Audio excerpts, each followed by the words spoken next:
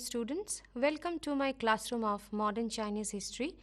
Today I am going to discuss on peasant movement in Hunan, the history of the peasant movement in Hunan and how it had been depicted by Mao Zedong through his one of the writings.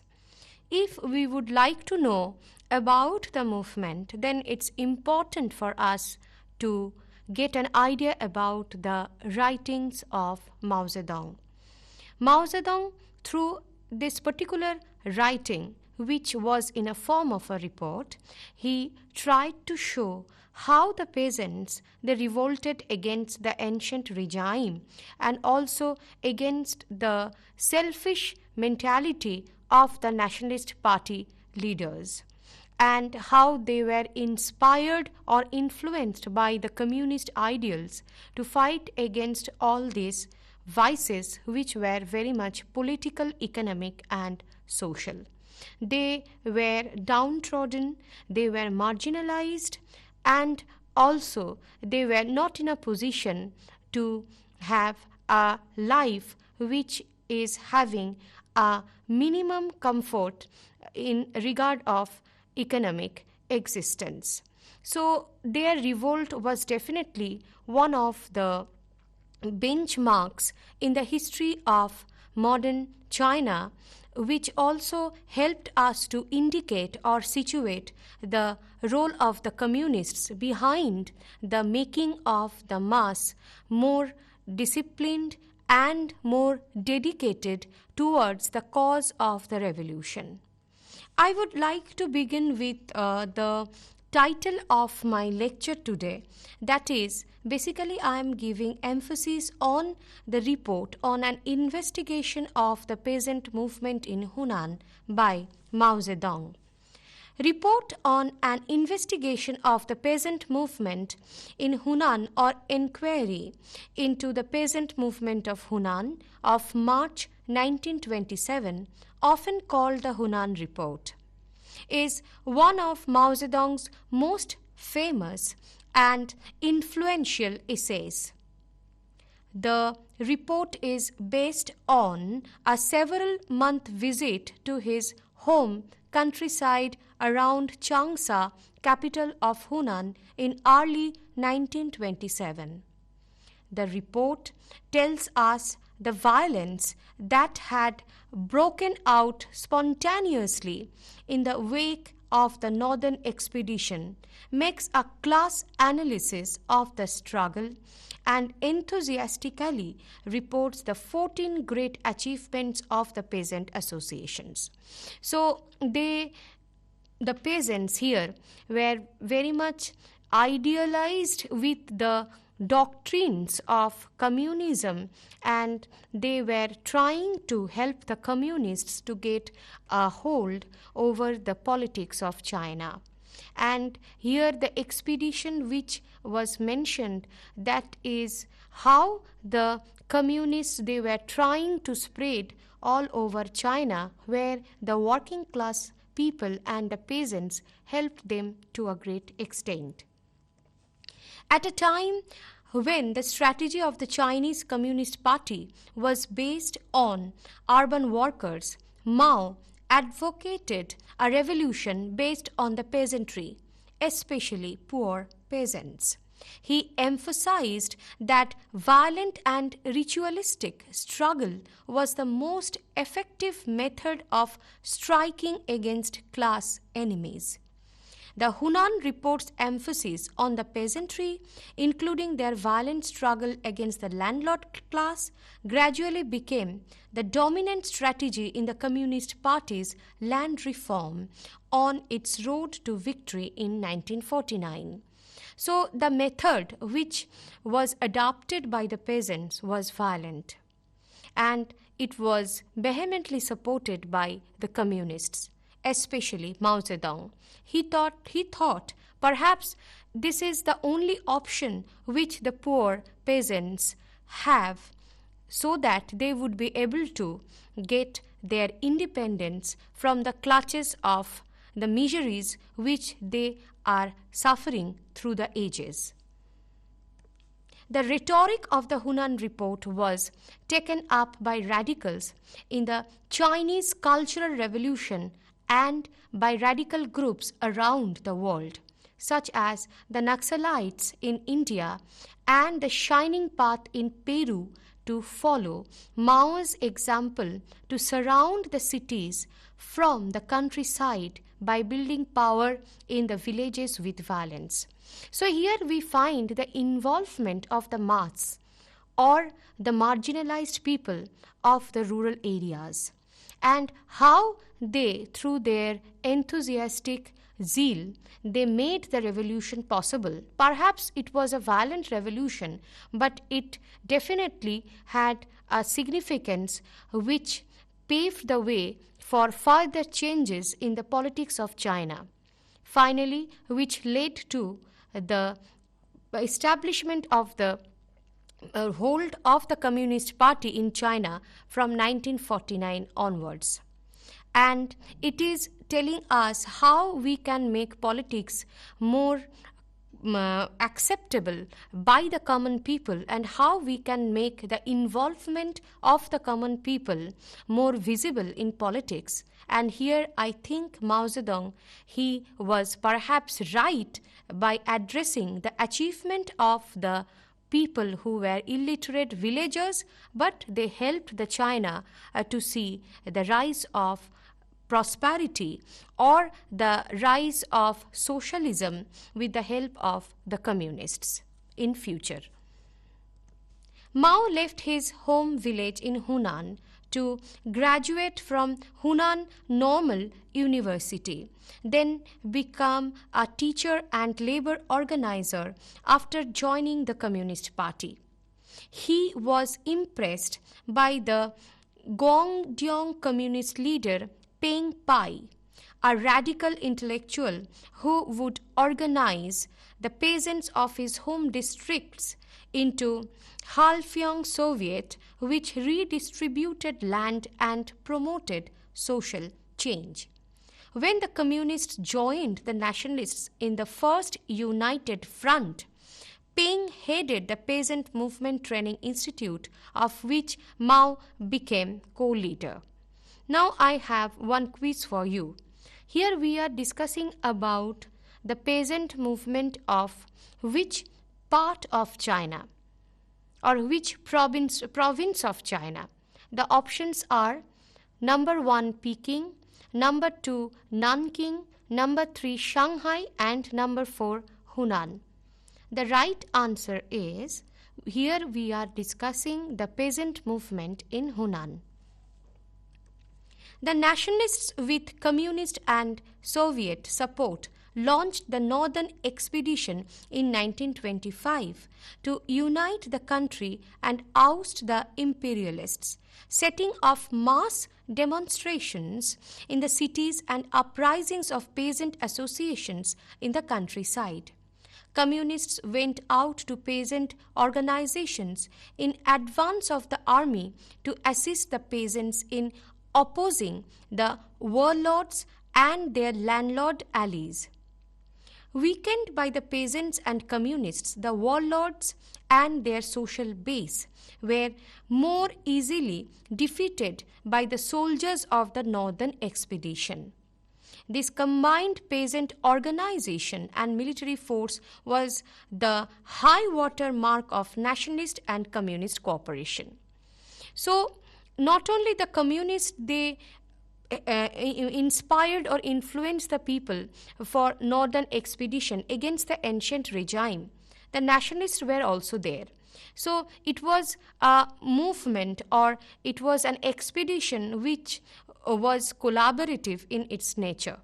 Now I have one quiz for you, that is, when the Hunan movement took place in the year number 1, in the year 1925, in the year 1926, number 2, number 3 option is in the year 1927, and number 4 is in the year 1930. The correct answer is the Hunan movement, or the peasant movement in Hunan, took place in 1927. That means option C. However, leadership of both parties, as we are discussing about the involvement of the Communists and the Nationalist Party in the Northern Expedition, so in this regard we must say the leadership of both parties questioned whether the peasant associations should be encouraged in their violence and attacks on landlords. Chen Duziu, the communist leader, believed that, consistent with an orthodox Marxist view, the base of the party should be urban workers, with peasants merely adjacent to this strategy. Reports from the countryside were scattered and unreliable. Mao, recognized by both parties as an expert on peasants, was sent to Hunan to investigate local conditions in areas through which Northern Expedition troops had just passed. He published his report in Central Committee periodical on 20th March 1927.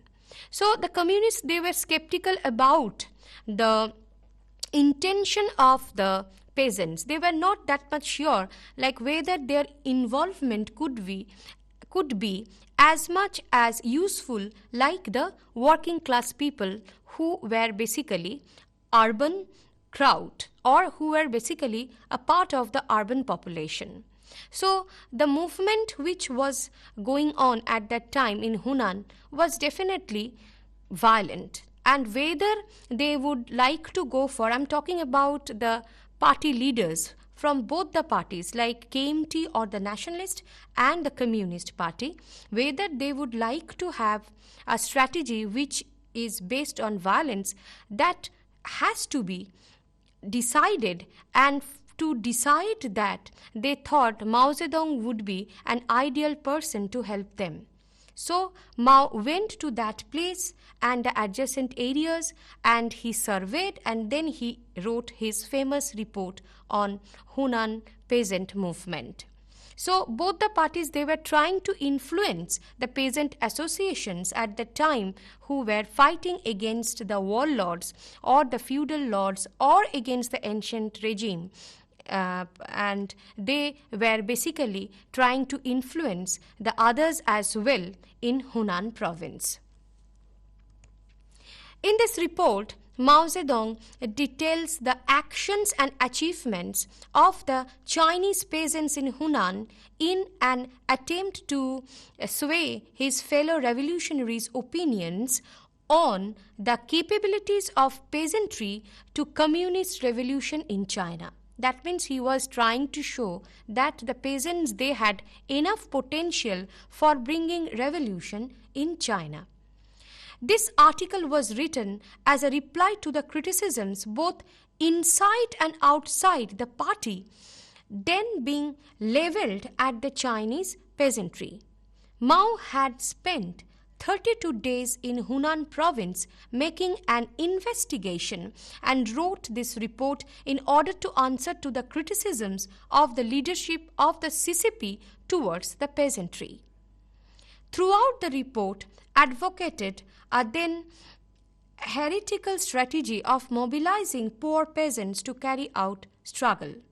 Mao, from that point on, rejected the idea of peaceful land reform, arguing that peasants could not achieve true liberation unless they participated in the violent overthrow of the landlords.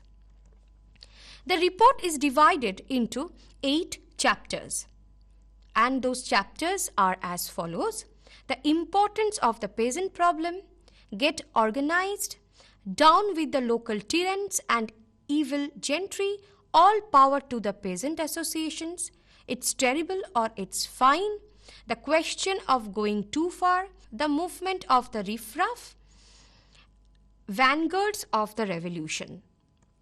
The report concludes by describing 14 great achievements. That means what Mao Zedong witnessed there and how he tried to support the cause of the peasantry, and also he supported the method of their revolt or rebellion, where they adopted the violent mean and also he tried to categorize the achievements by the peasants in the following manner. So, the 14 great achievements were organizing the peasants into peasant associations, hitting the landlords politically, hitting the landlords economically, overthrowing the feudal rule of the local tyrants and evil gentry, smashing the two and tuan, overthrowing the armed forces of the landlords and establishing those of the peasants, overthrowing the political power of the country magistrate and his bailiffs, overthrowing the clan authority of the ancestral temples and clan elders, the religious authority of town and village gods, and the masculine authority of husbands, spreading political propaganda, peasant bans and prohibitions, eliminating banditry, abolishing exorbitant levies, the movement for education, the cooperative movement, building roads and repairing embankments. So, if I would like to ask you the third quiz, that could be the report which Mao Zedong wrote about the movement in Hunan described how many great achievements? The options are number 1, 12, number 2, 15, number 3, 20, number 4, 14. The correct answer would be that particular report by Mao Zedong described 14 greatest achievements which were the offshoots of this peasant movement in Hunan. So now I would like to quote from Mao Zedong's words, like that how he wanted to describe the movement. I think it would definitely help the students to understand or to revisit those days of movement which definitely paved the way for the rise of communists in China. So he started with get organized. I quote, "The development of the peasant movement in Hunan may be divided roughly into two periods with respect to the countries in the province's central and southern parts where the movement has already made much headway. The first, from January to September of last year, was one of organization. In this period, January to June was a time of underground activity, and July to September, when the Revolutionary Army was driving out Chow Hang Tea, one of open activity. During this period, the membership of the peasant associations did not exceed 3 lakh to 4 lakh. The masses directly under their leadership membered little more than 1 million. There was as yet hardly any struggle in the rural areas, and consequently there was very little criticism of the associations in other circles. Since its members served as guilds, scouts and carriers of the Northern Expeditionary Army, even some of the officers had a good word to say for the peasant associations. So you would be able to understand the huge number of peasants participated in this movement, and perhaps their participation helped us to understand how people in China prior to 1949, they were desperate to usher a change or a transformation, not only in the field of politics, also in the field of society and economy. In Mao's words, if I would like to continue, the second period, I quote, from last October to January of this year was one of revolutionary action. Here he was trying to describe the course of the movement. I would like to continue. The membership of the associations jumped to 2 million, and the masses directly under their leadership increased to 10 million. So you can understand the velocity of the movement, like how it was attracted the mass in such a large number that their participation meant very much meaningful for the communists to execute their policies or ideologies. Since the peasants generally enter only one name for the whole family on joining a peasant association, a membership of 2 million means a mass following of about 10 million. Almost half the peasants in Hunan are now organized. Unquote. It's also important to discuss the other facets of this report. Basically, on the basis of this report, we get a clear picture of the movement and also how communist ideology worked in China prior to 1949. He started one of the segments of the report by stating it's terrible or it's fine. So you can understand the inner meaning of this statement. It's terrible because it's violent, and it's fine because it's just, or because it's the order of the day or the need of the hour. The peasants' revolt disturbed the gentry's sweet dreams. I'm quoting Mao Zedong. When the news from the countryside reached the cities, it caused immediate uproar among the gentry. Soon after my arrival in Changsha, Mao Zedong was describing, I met all sorts of people and picked up a good deal of gossip. From the middle social strata upwards to the Kuomintang right-wingers, there was not a single person who did not sum up the whole business in the phrase, "It's terrible." Under the impact of the views of the "it's terrible," school then flooding the city, even quite revolutionary-minded people became downhearted as they pictured the events in the countryside in their mind's eye, and they were unable to deny the word terrible because it was violent. Even quite progressive people said, though terrible, it is inevitable in a revolution. In short, nobody could altogether deny the word terrible. But as already mentioned, the fact is that the great peasant masses have to rise to fulfill their historic mission, and that the forces of rural democracy have to rise to overthrow the forces of rural feudalism. The patriarchal feudal class of loyal tyrants, evil gentry, and lawless landlords has formed the basis of autocratic government for thousands of years and is the cornerstone of imperialism, warlordism, and corrupt officialdom. To overthrow these feudal forces is the real objective of the national revolution. Unquote. And from this particular passage, we are getting an idea like who were the people who revolted and what was their objective. If I would like to continue more from the writing of Mao, then I should say, I quote, "In a few months the peasants have accomplished what Dr. Sun Yat-sen wanted, but failed to accomplish in the 40 years he devoted to the national revolution. That is a marvelous feat never before achieved, not just in 40, but in thousands of years. But in thousands of years.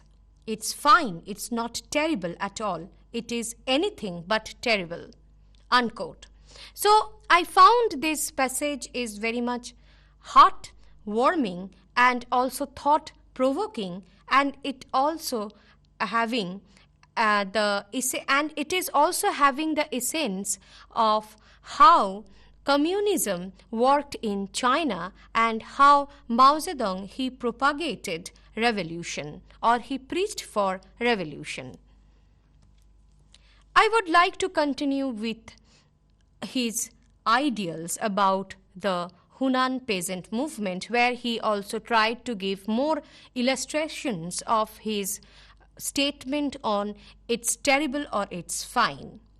He stated, it's terrible is obviously a theory for combating the rise of the peasants in the interests of the landlords.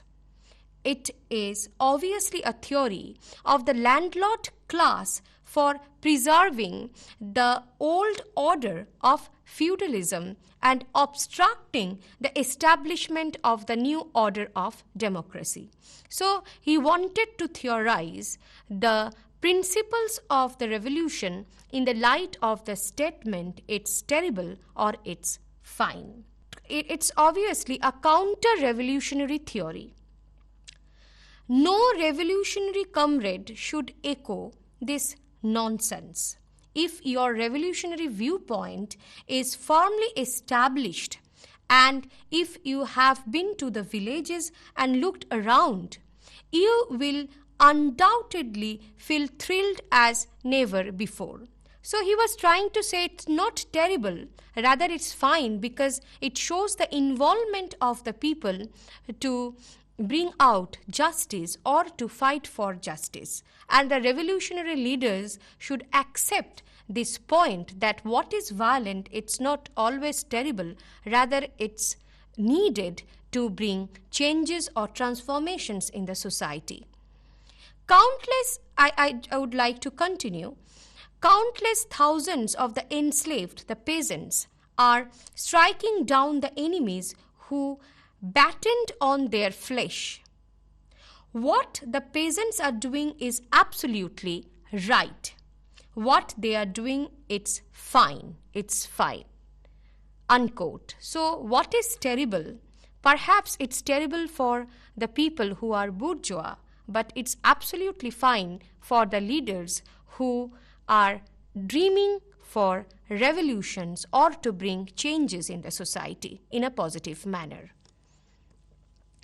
Then I would like to quote from Mao Zedong further to understand the course of the movement, where he was stating the question of going too far. This is the subtitle of the particular segment of his report, where he wanted to discuss the nature of the movement. Then there is another section of people who say, yes, peasant associations are necessary, but they are going rather too far. Unquote. So he was trying to say how the people, they were criticizing the peasant associations because these associations are adopting the methods which are violent. Want to continue with Mao Zedong. This is the opinion of the middle of the roaders. But what is the actual situation? True, the peasants are in a sense unruly in the countryside. Supreme in authority, the peasant associations allows the landlord no say. This amounts of striking the landlord down to the dust and keeping him there. The peasants threaten, I quote, "We will put you in the other register." They fine the local tyrants and evil gentry. They demand contributions from them, and they smash their sedan chairs. People swarm into the houses of local tyrants and evil gentry who are against the peasant association, slaughter their pigs and consume their grain. They even loll for a minute or two on the ivory inlaid beds belonging to the young ladies in the households of the local tyrants and evil gentry. At the slightest provocation, they make arrests, crown the arrested with tall paper hats, and parade them through the villages, saying, "You dirty landlords, now you know who we are." Doing whatever they like and turning everything upside down, they have created a kind of terror in the countryside. This is what some people call going too far or exceeding the proper limits in righting a wrong, or really too much. This paragraph I do not think needs further illustrations or description, as Mao Zedong vividly described how the peasants, they acted as the agents of development and transformations in regard of revolutionary ideas, and how they took revenge from their exploiters. And finally, I would like to conclude with one more statement of Mao Zedong, where he was saying, "A revolution is not a dinner party. A revolution is not a dinner party, or writing an essay, or painting a picture, or doing embroidery. It cannot be so refined, so leisurely and gentle, so temperate, kind, courteous, restrained, and magnanimous. A revolution is an insurrection, an act of violence by which one class overthrows another. A rural revolution is a revolution by which the peasantry overthrows the power of the feudal landlord class. Without using the greatest force, the peasants cannot possibly overthrow the deep-rooted authority of the landlords, which has lasted for thousands of years." I think with this quote, I may end my lecture on Hunan peasant movement, which was definitely a landmark in the history of revolts in China, and also how the communists, they inspired the mass to fight for their own rights. Thank you.